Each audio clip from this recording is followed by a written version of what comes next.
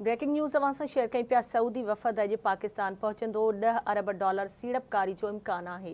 Saudi अरब की सीड़पकारी बाबत नायब वज़ीर की अगवानी में वफ़द पाकिस्तान पहुचंदो। वफ़द में सऊदी अरब जूं कारोबारी, वापारी और सीड़पकारी शख्सियतूं शामिल आहिनि। अहम ख़बर मां सां शेयर करे रहिया आहियूं। सऊदी वफ़द अॼु पाकिस्तान पहुचंदो। $10 अरब सीड़पकारी जो इम्कान आहे। सऊदी अरब की सीड़पकारी बाबत नायब वज़ीर की अगवानी में वफ़द पाकिस्तान पहुचंदो।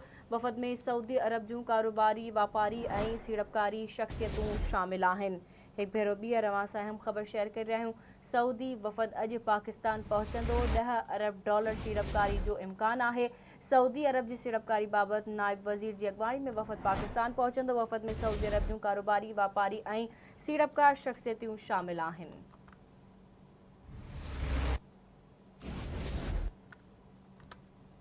चिनासी नवां खे आगाह कई पिया। अहम ख़बर आहे। सऊदी वफ़द अॼु पाकिस्तान पहुचंदो।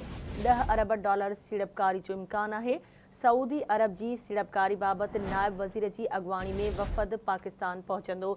वफ़द में सऊदी अरब जूं कारोबारी, वापारी और सीड़पकार शख्सियतूं शामिल आहिनि। अवां खे आगाह कई पिया। सऊदी वफ़द अॼु पाकिस्तान पहुचंदो। $10 अरब सीड़पकारी जो इम्कान आहे। सऊदी अरब की सीड़पकारी बाबत नायब वज़ीर जे अगवानी में वफ़द पाकिस्तान पहुचंदो। वफ़द में सऊदी अरब जूं कारोबारी, वापारी और सीड़पकार शख्सियतूं शामिल आहिनि।